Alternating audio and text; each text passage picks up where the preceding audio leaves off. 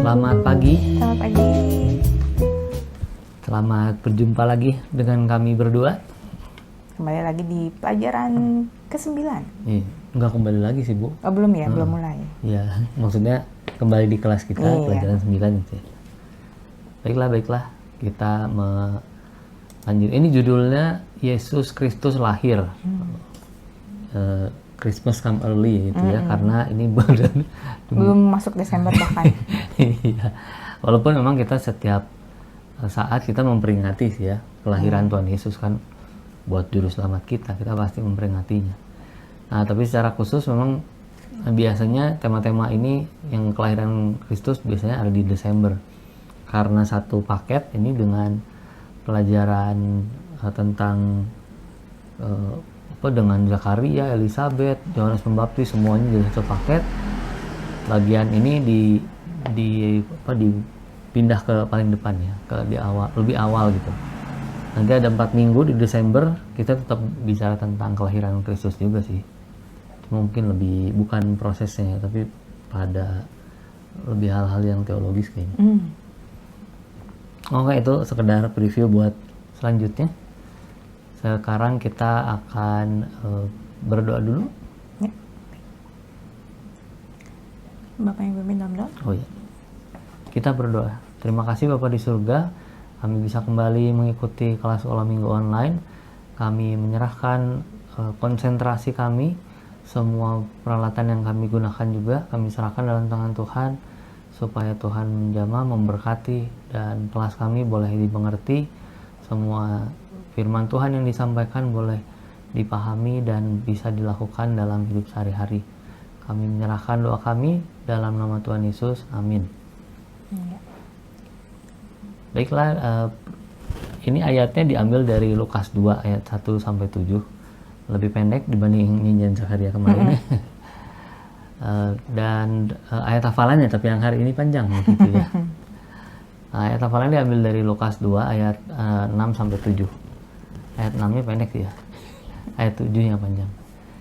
Oke, Lukas 2 ayat 6 sampai 7. Ketika mereka di situ, tibalah waktunya bagi Maria untuk melahirkan, dan ia melahirkan seorang anak laki-laki, anaknya yang sulung, dibungkusnya dengan lampin dan dibaringkannya dalam palungan, karena tidak ada tempat bagi mereka di rumah penginapan.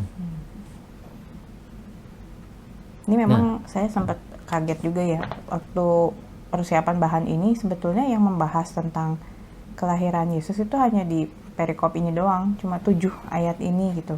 Memang Matius ada menyinggung sedikit, tapi itu tuh kayak cuma ya Yesus lahir di Bethlehem sekian gitu, nggak detail.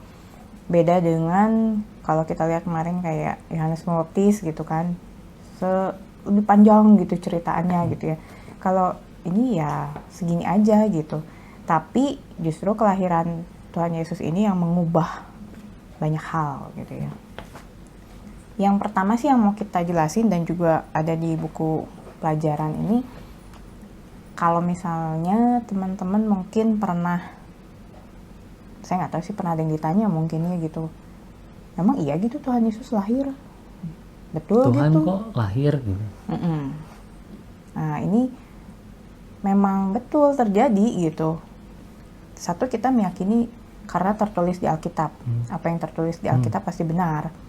Tapi kedua, kalau kita mau lihat dulu dari kitab Lukas pasal 1 ayat Lukas 2 ayat 1 sampai 2, ini dijelaskan waktu kelahirannya tuh kapan gitu. Jadi ada peristiwa sejarah lain yang terjadi gitu. Jadi bukan dikarang lalu seakan-akan lahir gitu, tapi memang pada waktu itu ada peristiwa yang menegaskan kapan gitu kelahiran Tuhan Yesus gitu. Dan itu seperti yang beberapa pelajaran sebelumnya saya pernah bilang juga, penggenapan nubuatan Tuhan Yesus itu penting banget tuh, karena di bagian Alkitab yang ini itu nggak bisa dipisahkan dengan bagian Alkitab yang tentang nubuatan Yesus. Lukas 2, nanti ada Matius 2 juga ya. Iya. Matius 2 ayat 16-18 itu juga bicara tentang fakta kelahiran Tuhan Yesus. Nah, fakta itu dia nggak terpisah dari nubuat Tuhan Yesus, nubuat mesianiknya. Iya.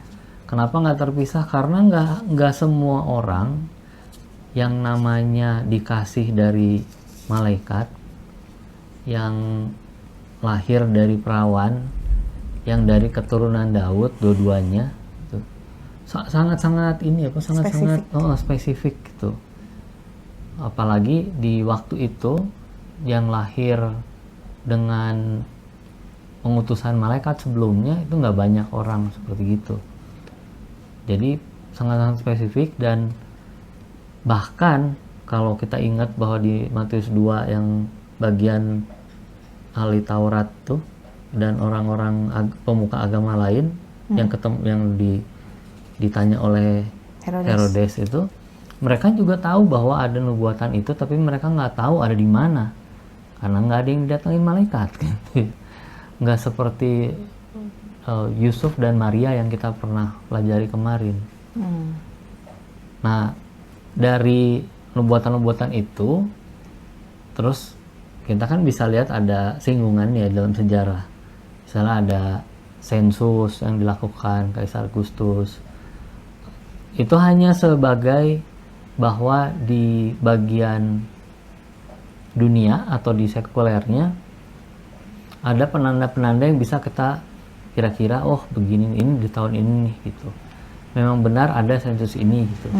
Memang sejarah dunia nggak mencatat ada juru selamat karena itu dimasukkan di bagian bukan sejarah dunia, itu dianggapnya adalah kepercayaan gitu. Dan kita juga pegang itu kan bukan karena dari pelajaran sejarah sekolah kita di sekolah kita belajar ada Yesus yang menjadi juru selamat lalu kita percaya, tapi kita percaya itu karena kita baca Alkitab. Jadi memang walau gimana pun ada dua itu ya Bu, dua fakta itu, tapi dua-duanya harusnya saling mendukung. Alkitab mendukung posisi sejarah itu, dan sejarah juga sebaliknya mendukung. Kalau misalnya ada yang nggak mendukung, misalnya di posisi sejarah dunia tidak didukung oleh Alkitab, ada yang tidak sama, berarti kita pegang yang Alkitab. Udah jelas itu sih. Jadi saya nggak mau mengarahkan bahwa ada kemungkinan, enggak lah. Enggak, kita percaya bahwa ini Alkitab ini sudah final, dan Alkitab ini isinya firman Tuhan semuanya dari awal sampai akhir. Walaupun ada cerita-cerita tentang orang Ibrani, tapi itu semuanya diilhamkan Tuhan dan itu memang sengaja dimasukkan. Bukan tanpa sebab gitu. Kalau kita nggak ngerti, berarti minta supaya Tuhan ngasih pengertian. Nah, menariknya juga di buku guru sih sempat disinggung sedikit soal tahun kelahiran gitu ya. Sebenarnya sih saya dulu pikir kan kalau bahasa Inggris itu kan dipisah gitu ya. Sebelum Masehi itu BC, sesudah Masehi itu AD gitu ya. AD, Anno Domini. Lalu BC itu before Christ.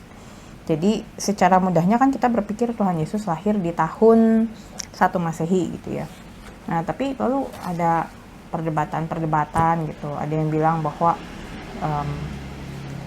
mungkin kelahiran Tuhan Yesus nggak di tahun itu, misalnya gitu. Ya, kembali lagi sih kalau menurut saya bukan masalah tahunnya, tapi penggenapannya ini. Itu tetap harus terjadi dan tidak dilakukan oleh sembarang orang. Gitu.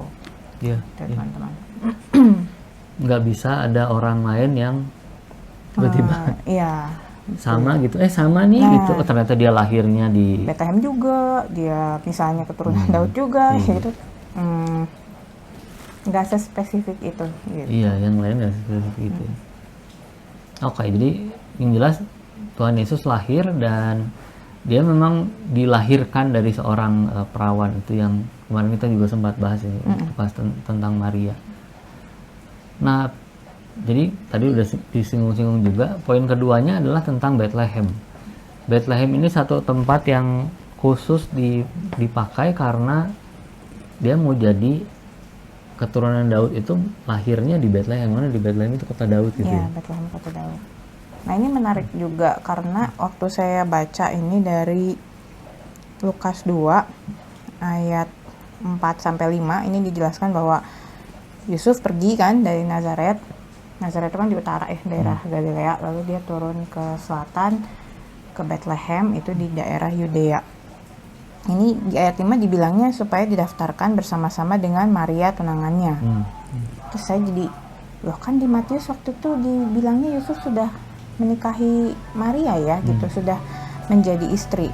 Nah ternyata waktu saya cari referensi itu, jadi kayak perlu penekanan, memang kondisinya mereka berdua ini bertunangan, dan sekali lagi konsep pertunangan di masyarakat Yahudi itu kan mengikat ya. Yeah. Tapi ini juga kayak menjelaskan dalam pernikahan mereka belum ada hubungan suami istri. Jadi ketika Maria ikut dengan Yusuf, ini statusnya bukan hanya sekedar pacar, jadi sudah ya resmi jadi istri sebetulnya gitu. Jadi nggak ada masalah kalau mereka bepergian berdua.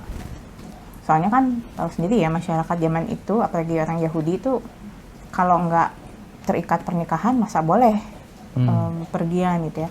Dan perjalanan yang mereka tempuh itu tidak dekat kan gitu. Ini jadi ralat juga waktu saya sempat jelaskan di pelajaran tentang Maria itu, perjalanan dari Nazaret ke daerah Yudea itu sekitar 140 sampai 180 km. Jadi bukan 60 kilo itu bukan, ya? Iya. Karena sebetulnya nggak tahu kalau ditarik garis lurus ya. Kan mereka ya. kan jaraknya mutar itu ya. Karena menghindari Samaria itu ya, Pak. Iya. Jadi memang kalau nggak diniat kalau bukan karena pemenuhan nubuat, ini buat saya sih nggak masuk akal ya, seorang perempuan sudah hamil di usia kehamilannya akan tinggal melahirkan, harus menempuh perjalanan sedemikian jauh. Ya beneran itu mah bukan hanya sekedar kebetulan gitu buat saya ya. Dan medannya juga nggak gampang gitu kan, dengan perjalanan pegunungan itu. Ya itu ya, demi nggak ngelewatin Samaria. Aduh, padahal mah kita sama siapa lah. Ya, baiklah. Next, jadi di Bethlehem kalau bisa dibacakan Bu, ini ada salah satu nubuatan ya.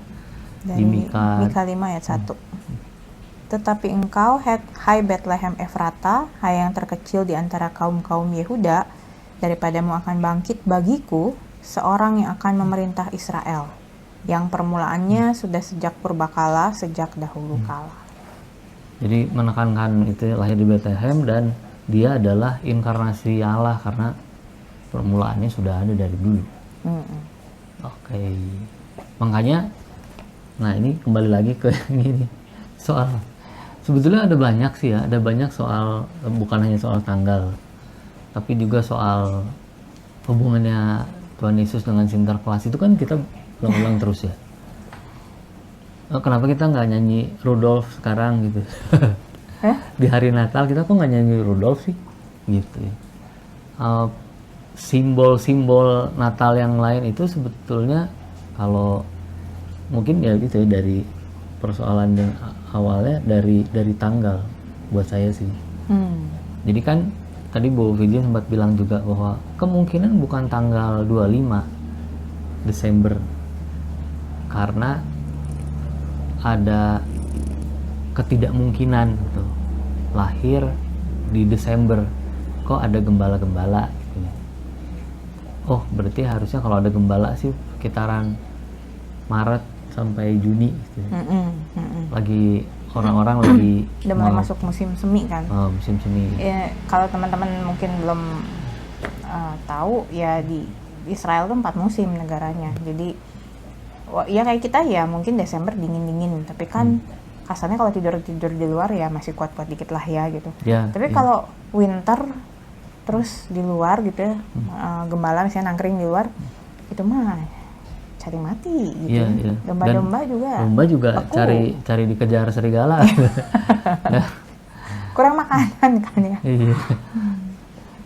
Jadi memang ada penafsiran kemungkinan lahirnya nggak di akhir tahun, nggak di musim dingin gitu.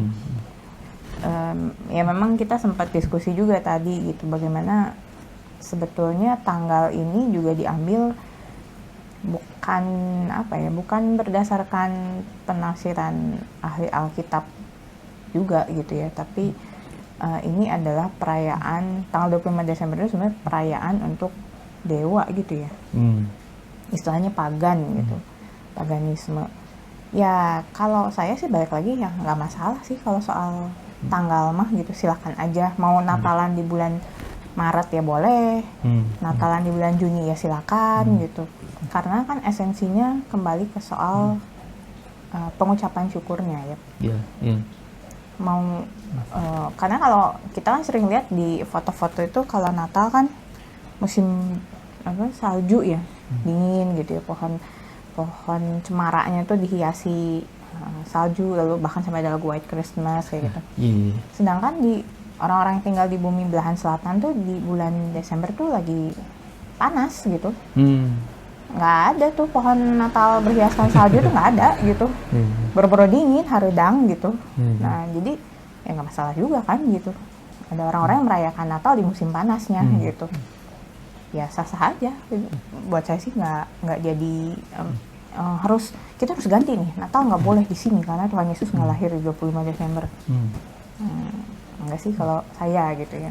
Dan saya berharap teman-teman juga bisa ngerti esensi merayakan Natal bukan soal kapan tanggalnya itu ya, tapi tentang pengucapan syukur kita. Karena itu kan yang pertama kali bikin itu kan Konstantin ya, salah satu kaisar di Roma yang bikin penetapan itu kita harus mulai merayakan gitu. Konstantin bikin. Tapi waktu beberapa tahun kemudian ada Santo juga yang bikin itu ya, bikin Santo Pope itu, Julius itu. Paus ya. Paus yang jadi pemimpin gereja waktu itu salah satunya bikin penetapan itu. Kenapa sih harus ada penetapan? Supaya orang lebih bisa mengingat. Kalau mengingat, buat apa mengingat hari ulang tahun? Ya bersyukur. Kembali lagi ke bersyukur itu. Nah, memang kemudian tradisi membuat jadi ada banyak perayaan, termasuk ada perayaan untuk mengenang kebaikan Santo Nikolas. Gitu. Nah itu kalau diingat lagi kan beda ya. Gambaran Santa Claus di Belanda, orang Belanda bilang bahwa Santa Claus itu adalah orang Spanyol. Tapi orang Amerika bilang bahwa itu adalah orang dari entahlah suatu tempat di negara yang dingin banget itu gitu. Makanya bisa ada kereta segala. Dan memang jangan lupa bahwa Santo Nikolas yang di versi Amerika itu kan dipopulerkan oleh Coca-Cola ya. Jadi dia akan merah putih kecuali Coca-Cola berubah jadi biru gitu ya. Nanti kita ngomong saingannya. Oke. Nah, jadi ada tradisi-tradisi. Tapi semoga tradisi-tradisi itu nggak ngebuat kita jadi salah mengartikan. Ada sebuah apa itu namanya? Sebuah ornamen gitu ya. Ornamen Natal dijual di Jepang. Ini mah cerita zaman dulu. Orang dijual lah sama orang Jepang ornamen itu ornamen Natal. Ada salib. Terus kan mereka nggak tahu kan, ini yang disalib siapa? Yesus Kristus kan mereka nggak tahu. Tapi mereka tahu ada Sinterklas. Nah, jadi salib terus di Sinterklas disalibnya Tuhan Yesus. Karena mengingat gitu ya. Dua itu digabung aja gitu. Itu mungkin joke ya. Tapi maksudnya kita nggak mengingat dengan kesalahpahaman itu. Kita mengingat bahwa Yesus Kristus lahir tadi di awal bilang bahwa dia lahir di Bethlehem, dia bukan lahir di Bandung ya, jangan salah doktrin juga. Nanti beda rasulnya. Terus juga dia memang lahir, dia tidak ujuk-ujuk turun dari langit gitu. Dia melewati proses itu, proses menjadi manusia, inkarnasi menjadi manusia, dan memang dia harus menjalani seperti itu supaya dia jadi juru selamat kita. Kalau enggak ada bedanya dengan orang lain yang bisa mati di kayu salib. ya mati aja, kita bikin aja salah orang jadi juru selamat gitu. Kalau bukan Kristus yang jadi juru selamatnya kita, itu memang yang membedakan kita dengan pemahaman lain di luar Alkitab ya. Ya begitu teman-teman. Jadi memang sih kita udah merayakan Natal sekian puluh kali gitu, tapi tetap kita bisa menikmati perayaan Natal ini dengan ucapan syukur. Bukan masalah kumpul-kumpul misalnya sama keluarga, bukan